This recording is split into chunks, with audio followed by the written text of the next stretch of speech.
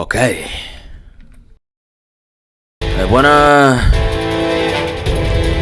basi hii hapa ni episode ya 3 tukizidi kusonga nayo katika mashine safi kabisa, kitu bomba anaita Kunlun Heroes, mashujaa wa Kunlun na Mr. Burudani mitamboni kama kada, tukizidi kabisa kusonga mbele. Bwana, kumbuka namba zangu ni zile zile cheki kupitia WhatsApp kwa jumlisha 1815589811. Unanipata kupitia WhatsApp na uko unazipata movie zangu. Bwana, basi hapa ni episode ya 3 tukizidi kuchapa nayo. Mashine safi kabisa, kitu bomba. Anaita Kunlun Heroes, mashujaa wa Kunlun na Mr. Burudani mitamboni kama kawaida.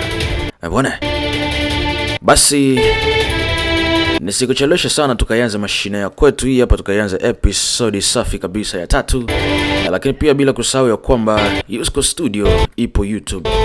Bwana, ingia katika search bar, andika Yusko Studio, utapata channel yangu ambao huko nitakuwa nikiposti movie zangu peke yangu. Bwana, subscribe sasa ili tuzidi kusonga mbele. Hii hapa ni ya 3 episode, tukaianza. Bwana, tuanzie pale pale tulipoishia. Mzee alishangaa kumuona mwanae yupo nyumbani. Anambia, wewe umekujaje hapa? Anambia, nimerudi nyumbani. Yaani nilitoka vitani nikarudi nyumbani. Mzee alimpa mbata. I say da. Mheshimiwa, baba unafanyaje? Anambia, nakuuliza tena, umekujaje hapa? Kwani vipi? Kwani mimi kuja hapa ni vibaya? Ulitaka nije nimekufa, si ndio? Anambia, mwanangu. I say da. Sasa kwa nini mzee akufurahi mwanae kurudi nyumbani? Anambia, kaka ndo kwanza amekuja heti. Kwa nini unambutua kama hivi? Kwa nini unampiga kama hivi? Anambia, nakuomba baba, msamehe japo kwa hili heti. Anambia, huyu ni mpumbavu, muoga, kakimbia vitani. Anambia, kwa nini mnaendelea kusubiri hapo? Mfungeni mheshimiwa. Anambia, hata hivyo pia atakuwa na sababu yake iliyosababisha kukimbia. Anambia, hamna. Muni muoga huyu mpumbavu kakimbia vitani.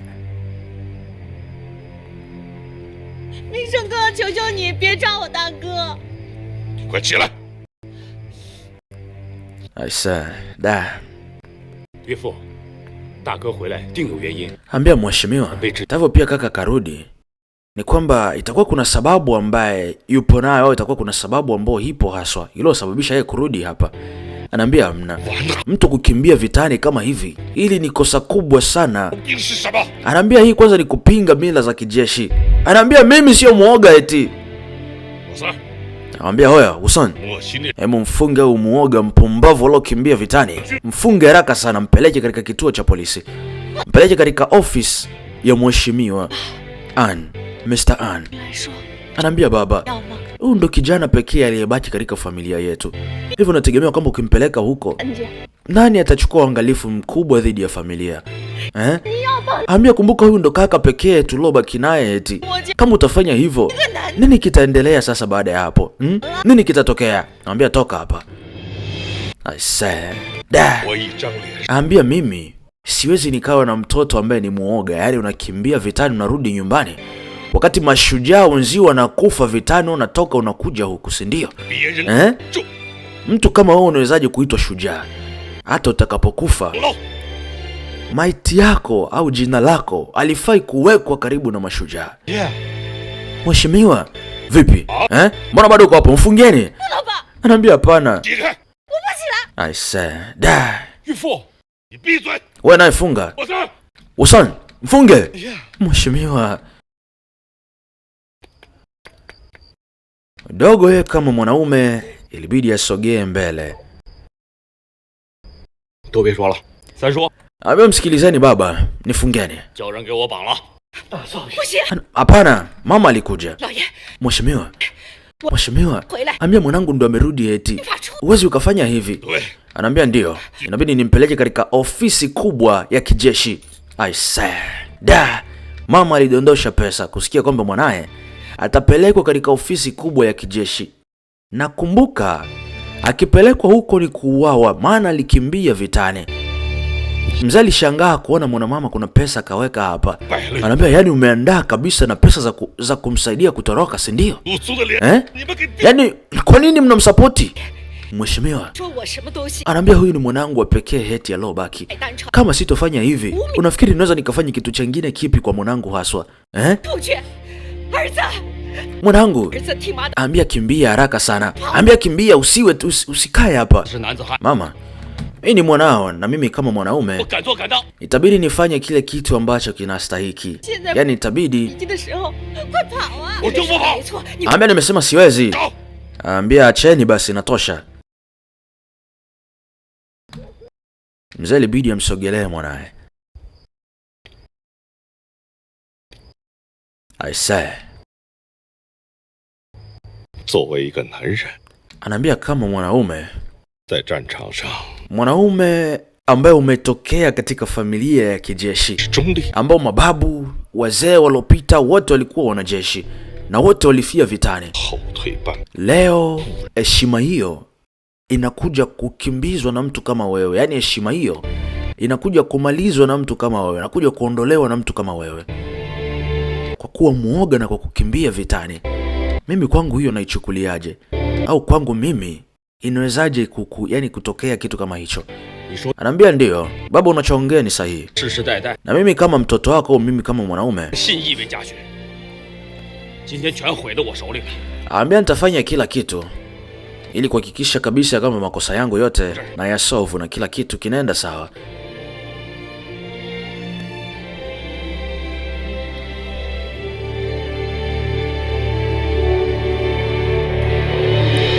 Basi upande wa pili huku, kumbuka aliuawa jamaa. I say, da.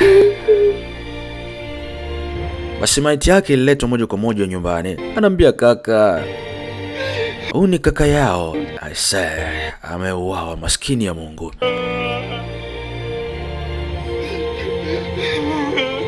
Ilikuwa ni safari ya kufanya biashara ya kawaida tu, lakini mwisho wa siku jamaa amejikuta akiuawa na maisha yake kuangamizwa na watu wasiofahamika. Anaambia Messi, hebu angalia, kuna gwanda hili hapa tumelikuta katika sehemu la tukio. Binti akacheki.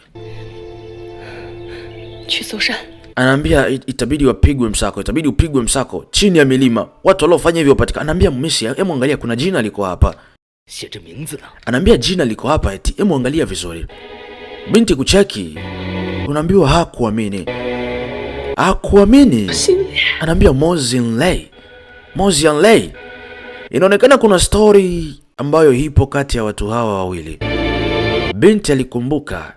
Sasa miaka 10 iliyopita hawa watu walikuwa wapenzi na walipaswa kufunga ndoa miaka 10 iliyopita. Jamaa ikabidi achukue gwanda lile atazame na yeye hakikishe, je, ni kweli? Mozinlei. Dada, anaambia najua unampenda mtu huyu. Anaambia acha kuongea. Anaambia hivi karibuni birthday ya baba inakaribia. Baba anatimiza miaka 60. Kwa maana hiyo usimwambie baba, usimweleze baba kuhusu kifo cha kaka mkubwa. Anaambia dada, mimi najua kabisa ya kwamba wewe uwezi ukakichukulia kitu hichi kwa urahisi zaidi, lakini kumbuka mama alifia katika mikono ya mfanyakazi wa Mo family. Hivi tunaona kipindi kile ulisema kwamba ni matakwa ya Mungu, yani Mungu ndo kafanya hivyo, lakini mama alifia katika mikono ya mfanyakazi huyo, na leo tena kaka ameuawa na mwanao, yani na mtoto kutoka katika Mo family. Inawezaje kuvumilia dada, Anaambia usijali, kaka hatokufa kama hivi, yani kufa kwake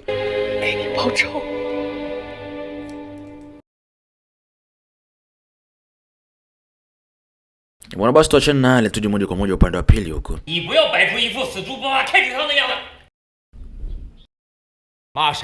Unamuita nani? Unamuita nani nguruwe? Wewe. Bwana alikuja ripoti.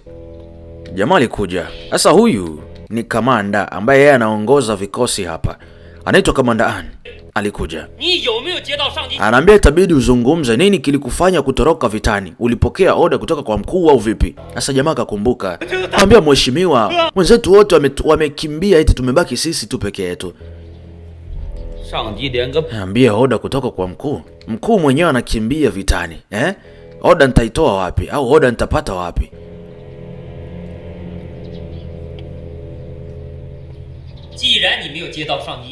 Anambia kwa kuwa kupokea oda kutoka kwa mkubwa wako, kwa nini ulikimbia vitani, Anambia nimesema ya kwamba hakuna sababu kubwa iliyosababisha. Hata wewe pia usiendelee kunioji. Kama ni kuniua, kunichinja, mfanyeni hivyo. Mbona mnachelewa? Anambia Zinlei, anambia tunajua ya kwamba vitani ni sehemu ambako hapatabiliki, kitu chote kile kinaweza kikatokea. Hata hivyo pia tumeshika vijana wawili ambao wametokea katika 19 division, yani kundi lako wewe. Anaambia utakuwa unafahamu vijana hawa wawili ni kina nani?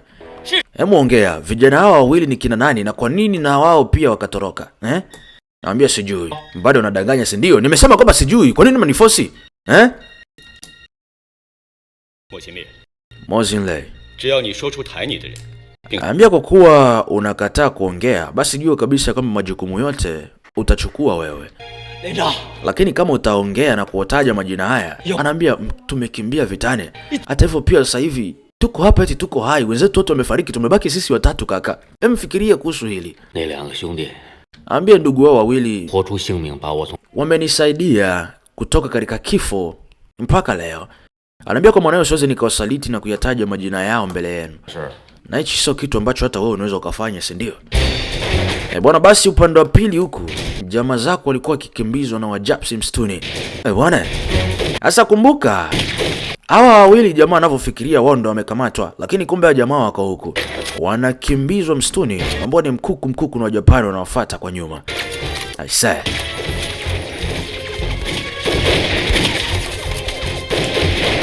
mashine zinalia za kutosha kwa nyuma zikiwafuata.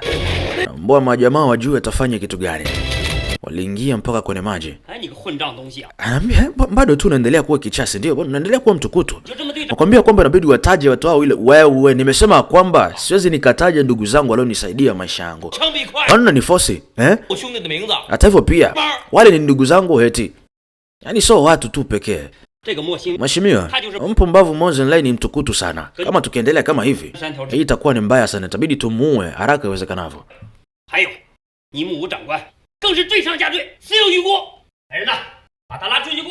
Anambia fungeni huyu haraka sana akapigwe risasi. Haina haja. Jamaa kasepa mwenyewe. Anambia subiri. Mfungeni. Mfungeni na mwekeni katika chumba. Anambia kamanda, vipi? Anambia nimesema mfungeni. Mambo mengine tutajadili baadaye. Jamaa alitoa oda ya kwamba jamaa afungwe, awekwe katika chumba fulani. Bwana, upande wa pili kumadogo bado anaendelea kukimbizwa. Aisee. Sasa Wajapsi unaambiwa wamechakazwa kweli kweli. Aisee. Jamaa wamekimbizwa mpaka huko, anaambia siwezi kufa hapa eti jamaa wangu. Sasa itabidi wakimbie kuokoa maisha yao. Lakini ndio hivyo, wako wawili afu pia hawana silaha yoyote ile ambao wanaweza kutumia kama kujibu mashambulizi.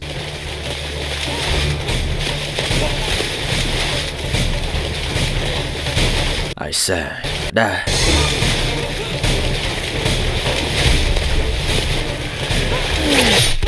Wana pale zilitoka mishale na risasi za kutosha. Wanaambua ziliangamiza wote. Alikuwa ni binti pamoja na kaka yake. Sasa jamaa walivyoona wamesaidiwa, hii angalau kidogo hii hapa tunahema. Sasa ilibidi wawafuate. Anaambia asante mashujaa. Asante kwa msaada wenu. Nyie vipi? Nyie kina nane? Anaambia asante eti kwa kutusaidia. Nyie mmetokea wapi na kwa nini mko hapa? Anaambia sisi tumetokea katika wewe. Mpumbavu nini? Anaambia sisi ni watu tumetokea katika Kunlun Pass. Anaambia tumesikia kwamba Wajapani wako hapa katika mji wa Beiyan. Kwa maana hiyo tulikuja hapa kuangalia kidogo. Anaambia uongo. Mzungumza, mmetokea wapi haswa? Anaambia basi sawa. Kucheki, huyu jamaa na kovu, unaona? Vipi, unaona jiraha? Jiraha hilo limetokana na nini? Anaambia mashujaa, kwa kuwa mmetusaidia basi nitawaambia ukweli na kila kitu. Bwana, basi hiyo ilikuwa ni episode ya 3. Tutane moja kwa moja katika episode ya 4. Mr. Burudani mitamboni kama kawaida. Kumbuka namba zangu ni zile zinazonipata kupitia WhatsApp kama Mr. Burudani the Jolly Voice, kwa jumlisha 1815589811. Bwana, nicheki sasa kwa namba hizo kuzipata mashine zangu zote unazipata huko WhatsApp kwa namba hizo. Narudia tena, jumlisha 1815589811. Unanipata kupitia WhatsApp kama Mr. Burudani.